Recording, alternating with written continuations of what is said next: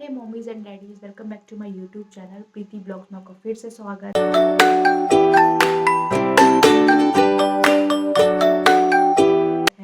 आज मैं बात करने जा रही हूँ, अगर आपकी डिलीवरी सी सेक्शन से हुई है तो आफ्टर डिलीवरी आपको क्या खाना चाहिए और क्या नहीं खाना चाहिए, किन चीज़ों को आप अवॉइड कर सकते हैं और क्या चीज़ें आपको डेली अपने रूटीन में ऐड करनी है। तो यहाँ से वीडियो स्टार्ट करते हैं। आप सभी को पता होगा, मैंने काफ़ी 2-3 ब्लॉग डाल चुकी हूँ। तो अब मैं आपको बताती हूँ कि क्या मैंने खाया और क्या मैंने नहीं खाया और मैं क्या एडवाइस आपको कर सकती हूँ जिसको आप अपनी डाइट में ले सकते हैं। होप सो आपके लिए यूज़फुल हो। तो पहला मैं आपको बताना चाहती हूँ कि अपनी डाइट में आपको प्रोटीन रिच फूड ज़रूर लेना। प्रोटीन बिल्कुल आपको मस्ट ऐड करना है। प्रोटीन किस में होता है, आप प्रोटीन के लिए पनीर खा सकते हैं, टोफू खा सकते हैं, वॉलनट खा सकते हैं, बादाम खा सकते हैं।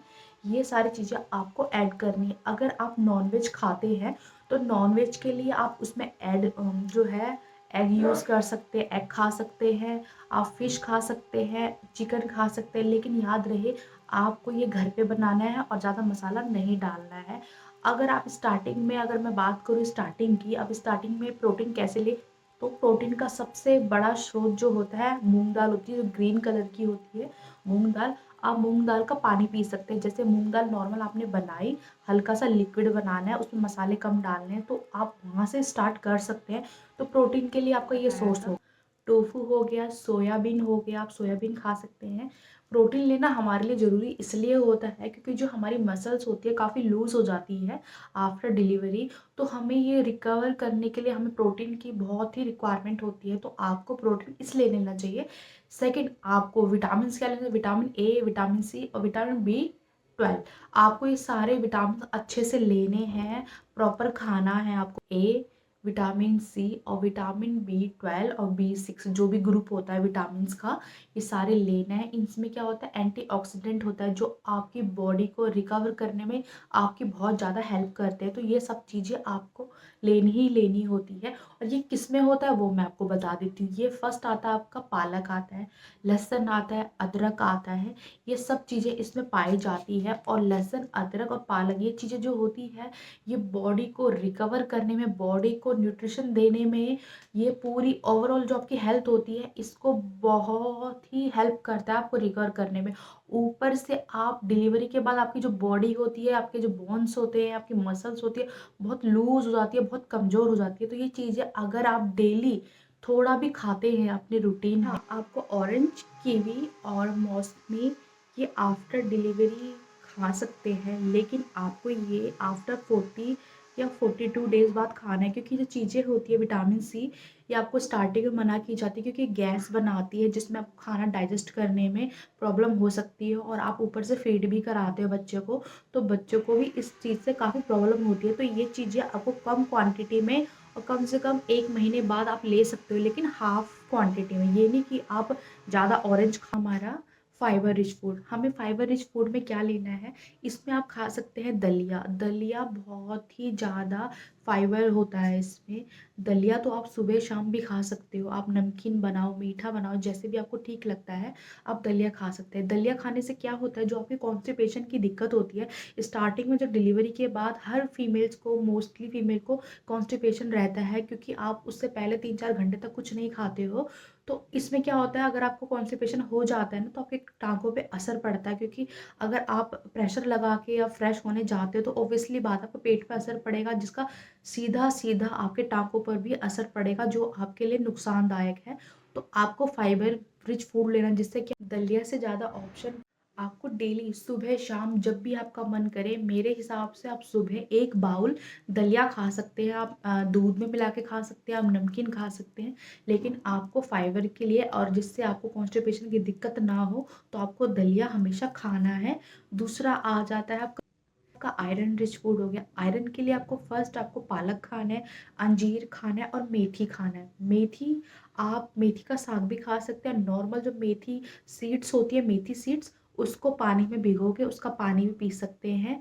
और अंजीर को भी रात को भिगोएंगे पानी में, सुबह उसका पानी फेंक के अंजीर को नॉर्मल आप खा सकते हो, जैसे कि हम डिलीवरी के टाइम पे, प्रेगनेंसी के टाइम पे खाते हैं, वैसे आफ्टर डिलीवरी आपको ये खाना है। इसमें क्या होता है, बहुत सारा आयरन होता है। आपको पता होगा आफ्टर डिलीवरी हमारा काफ़ी सारा वेट, जो हमारा खून होता है, ब्लड होता है, काफ़ी वेस्ट हो जाता है। तो उसको दोबारा से अपनी बॉडी में लाने के लिए आपको सबसे पहले अपनी हेल्थ पे ध्यान देना पड़ता है, क्योंकि आपकी बॉडी में अगर आयरन की कमी होगी तो आपकी बॉडी में कुछ ना कुछ इश्यूज आते रहेंगे, जिससे रिकवरी होने में आपको बहुत टाइम लग जाएगा। और ऊपर से आप फीडिंग मदर हैं तो फीड कराने में भी आपको प्रॉब्लम होगी, क्योंकि आपको पता होगा जो हमारा ब्लड होता है उसी से हमारा मिल्क बनता है। तो हमें पहले फर्स्ट अपनी बॉडी को रिकवर करना है, अपनी बॉडी पे ध्यान देना है, उसके बाद बच्चे पे ध्यान देना है। और नेक्स्ट आ जाता है आपका कैल्शियम। कैल्शियम के लिए आप दूध पी सकते हैं, पनीर खा सकते हैं, बादाम खा सकते हैं,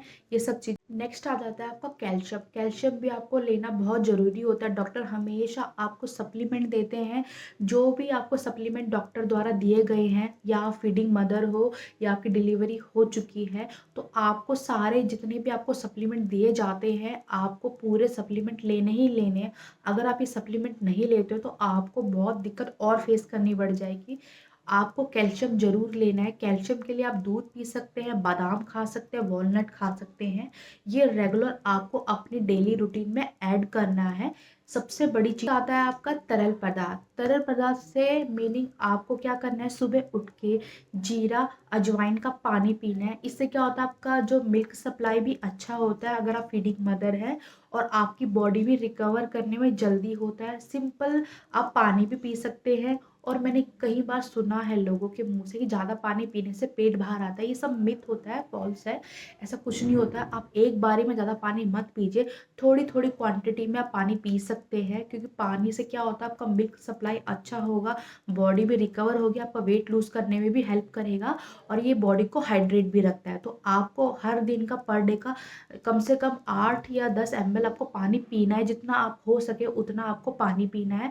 पानी का दूसरा ऑप्शन ये भी हो सकता है, आप नारियल पानी भी पी सकते हैं, जूस घर में बना के, बाहर जूस नहीं पीना है, घर में बना के आप फ्रूट्स का जूस पी सकते हैं। तो ये सब जो चीज़ें होती हैं आपको अपनी डाइट में ऐड करना है। अगर आप इतना भी ऐड कर लोगे ना तो ईजिली आपकी बॉडी रिकवर हो जाएगी। सेकंड थॉट आता है, आप आपने फ्लेक्स सीड देखा होगा। फ्लेक्स सीड में वैसे तो मेरे हिसाब से प्रोटीन होता है। आप क्या करते हो, फ्लेक्स सीड को क्या करना है, आपको हल्का सा ब्राउन करना है, यानी कि थोड़ा सा उसको गैस के तवे पे रख के, जो भी आप ब्राउन करते हैं ना, थोड़ा सा भून लेना है, उसको मिक्सी में ग्राइंड कर लेना है, उसका पेस्ट बना देना और कहीं पे स्टोर कर देना है, तो जिसमें उसको हवा ना लगे।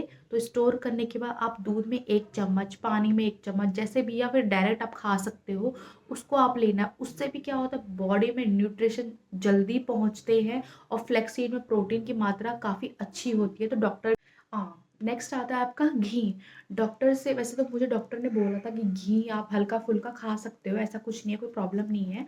तो अगर घी का ये मतलब नहीं कि आप दिन भर में घी डालते रहो, लेकिन आपको घी की उस टाइम पे बहुत रिक्वायरमेंट होती है। घी क्या करता है, हमारी फुल बॉडी को हील करता है, क्योंकि आपको पता होगा एक बेबी को बर्थ देने के बाद हमारी बॉडी इतनी वीक हो जाती है, उसको दोबारा से रिपेयर करना काफ़ी मुश्किल होता है। तो उस चीज़ में क्या होता है, आप जैसे कुछ भी खाते हो, आप दाल खा रहे हो, सब्जी खा रहे हो, दलिया खा रहे हो, कोई भी चीज़ खा रही हो, हलवा खा रहे हो, जो भी आपके घर में आपके लिए बनाया गया, तो उसमें 1 चम्मच, ज़्यादा नहीं, 1 चम्मच आप घी ऐड कर सकते हो। ये भी आपकी बॉडी को हील करने में बहुत हेल्प करता है। और अगर मेरा केस देखो तो मेरे केस में ये हुआ था, जैसे कि आपको पता होगा गूंद के लड्डू, पंजीरी, जो ड्राई फ्रूट के बनते हैं, तो मैंने अपने कम से कम 1 या 2 महीने तक गूंद के लड्डू खाए थे।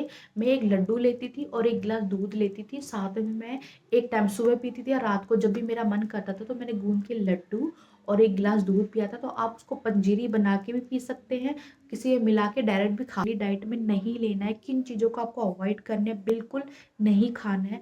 पहला, आपको उड़द की दाल नहीं खानी है, आपको मसालेदार चीज़ें बिल्कुल नहीं खानी है। सेकंड, आपको अचार, खट्टी चीज़ें, अरबी, बैंगन, जिससे गैस होती है, आपको कॉन्स्टिपेशन की दिक्कत हो सकती है। ये चीज़ें आपको अवॉइड करनी है, ये चीज़ें नहीं खानी है।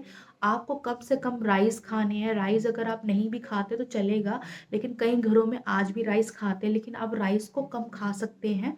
चाय, कॉफ़ी, आपको चाय भी कम से कम पीनी है। ऐसा नहीं है कि कोई पीता ही नहीं है, ऐसा तो मैं नहीं बोलूँगी, लेकिन कम क्वांटिटी में आपको चाय नहीं पीनी, यानी कि आप ऐसे ऐसा तो नहीं हो सकता कि आप चाय पिएँगे ही नहीं। आपको पूरे दिन में 1 टाइम चाय पीनी है, कॉफ़ी भी आपको कम से कम पीनी है, क्योंकि ये चीज़ें क्या होती है, ना आपके लिए अच्छी होती है कैफ़ीन, ना आपके बेबी के लिए अच्छी होती है, दोनों के लिए ये ज़्यादा अच्छी नहीं है, हानिकारक है। तो कम से कम इन चीज़ों को आपको यूज़ करना है, क्योंकि आप फ़ीड कराते हो तो फ़ीड कराने में भी आपको प्रॉब्लम हो, तो प्रॉपर आपको मेडिसिन लेनी है और टाइम पे लेनी है।